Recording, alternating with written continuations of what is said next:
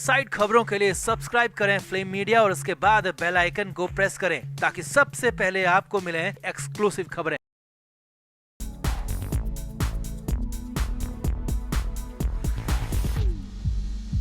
नवाब मलिक महाराष्ट्र सरकार में अब भी मंत्री हैं, कैबिनेट मंत्री हैं। हालांकि उनके पास अब कोई विभाग नहीं है, लेकिन वो मंत्री पद पर बने हुए हैं। लेकिन हालात ये हैं कि मंत्री पद का, इतने बड़े ओहदे का उन्हें कोई फायदा नहीं मिल रहा, उल्टा आफत पर आफत बढ़ती जा रही है। अब सुप्रीम कोर्ट से तो सबसे बड़ा झटका लगा, साथ ही साथ अब अपनों ने भी एक बार फिर से बड़ा झटका दे दिया है। जी हाँ, जो शरद पवार नवाब मलिक के सबसे करीबी माने जाते थे, उन्हीं पवार साहिब ने मलिक को फिर कहीं का नहीं छोड़ा। हाँ, कुछ शब्द मजबूरी में जरूर कहे, लेकिन वो सिर्फ मजबूरी के ही लगे। तो क्या है नया अपडेट, क्या कहा शरद पवार ने, कैसे मलिक को कर दिया रुसवा और अकेला, सब कुछ आपको बताते हैं, दिखाते हैं। आप इस वीडियो को शेयर करें और कमेंट करके अपनी राय जरूर दें कि क्या नवाब मलिक को अब वाकई कहीं से भी मदद नहीं मिलने वाली है। कमेंट जरूर करें, वीडियो को शेयर भी करें। तो नवाब मलिक को झटके पर झटके लग रहे हैं। सुप्रीम कोर्ट ने तुरंत राहत की याचिका खारिज कर दी और एंटरटेन करने तक से इनकार कर दिया। पीएमएलए कोर्ट ने फिर से जेल भेज दिया, 6 मई की अगली तारीख दे दी।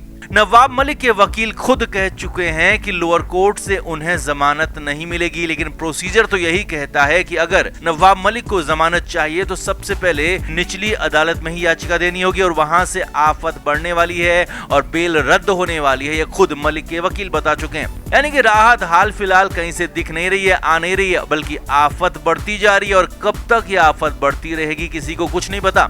अब नवाब मलिक के साथ कंडीशन ये हो गई है कि उनके अपने भी धीरे धीरे साथ छोड़ रहे हैं, उनसे किनारा कर रहे हैं और इनमें सबसे बड़ा नाम है शरद पवार, जो कि नवाब मलिक के बेहद करीबी माने जाते रहे। एनसीपी यानी कि उनकी नवाब मलिक की पार्टी के अध्यक्ष भी हैं। लेकिन अब हालात ये हैं कि पवार साहिब ने भी मलिक को अकेला छोड़ दिया है। जो नया मामला सामने आया है वो तो बेहद ही चौंकाने वाला है। अब वैसे तो कुछ दिन पहले शरद पवार पीएम मोदी से मिले थे और तब सिर्फ शिवसेना नेता संजय राउत पर हो रही कार्रवाई को लेकर पीएम से बात की थी और उस कार्रवाई को गलत बताया था। और लेकिन अपनी पार्टी के खुद के करीबी नेता नवाब मलिक को लेकर पीएम मोदी से शरद पवार ने तब कोई बात नहीं की थी। अब इस बार जो नया मामला सामने आया है वो इससे भी एक कदम आगे है।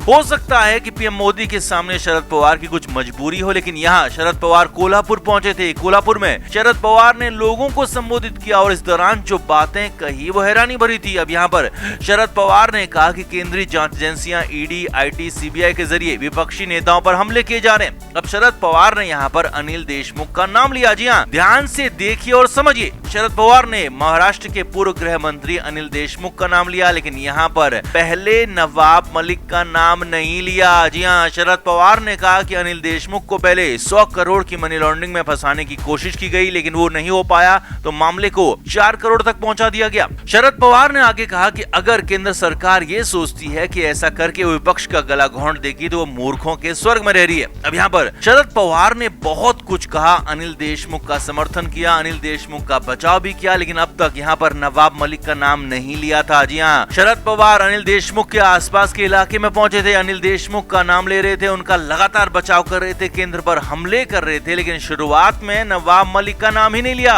और इसके बाद आखिर में सिर्फ मजबूरी में, या कहें कि सिर्फ इसलिए कि कहीं एक बार फिर सवाल खड़े ना हो जाए, तो कुछ शब्द नवाब मलिक के लिए निकल गए।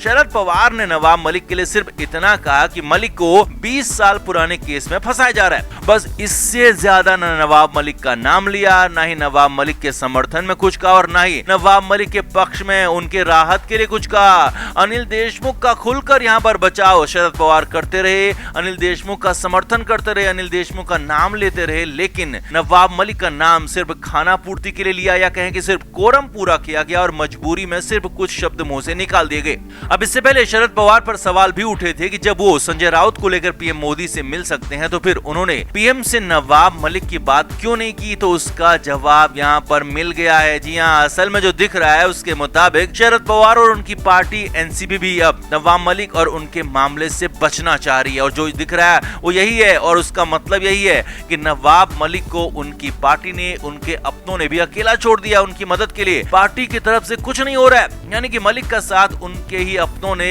पूरी तरह से छोड़ दिया है। नवाब मलिक पर कई तरह के बड़े बड़े आरोप चार्ज लगाए गए हैं और कुछ आरोप तो ईडी ने देश विरोधी गतिविधियों में शामिल होने, टेरर फंडिंग तक के लगाए हैं, जिसके बाद हो सकता है कि इसीलिए शरद पवार भी नवाब मलिक से बचना चाह रहे हो, शरद पवार भी नवाब मलिक से अलग होना चाह रहे हो, खुद को अलग दिखाना चाह रहे हो। अब जो भी हो, सच तो यही है कि नवाब मलिक को उनके अपनों ने अकेला छोड़ दिया है और अब साफ हो गया है कि बहुत ज्यादा दिन तक नवाब मलिक का मंत्री पद भी रहने वाला नहीं है। बहुत संभव है कि ट्रायल शुरू होते ही मलिक से इस्तीफा भी ले लिया जाए। तो कुल मिलाकर नवाब मलिक की हालत बेहद खराब है। उनके अपने लगातार उनका साथ छोड़ रहे हैं। तो आपका इस पर क्या कहना है? आप भी कमेंट करके अपनी राय जरूर दें, वीडियो को शेयर भी करें।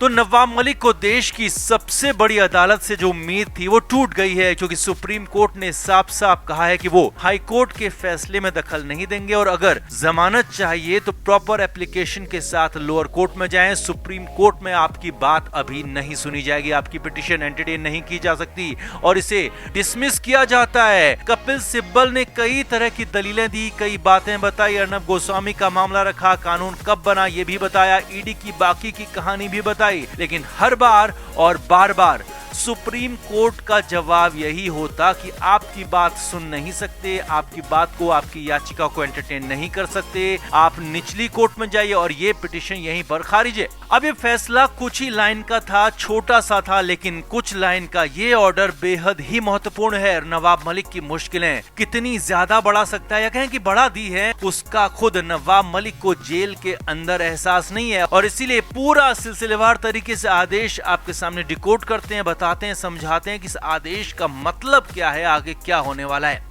सुप्रीम कोर्ट ने साफ कहा है कि आपकी याचिका फिलहाल नहीं सुनी जा सकती, तो इसका सीधा मतलब यह है कि अब नवाब मलिक के पास सुप्रीम कोर्ट का विकल्प तुरंत राहत के लिए खत्म हो गया।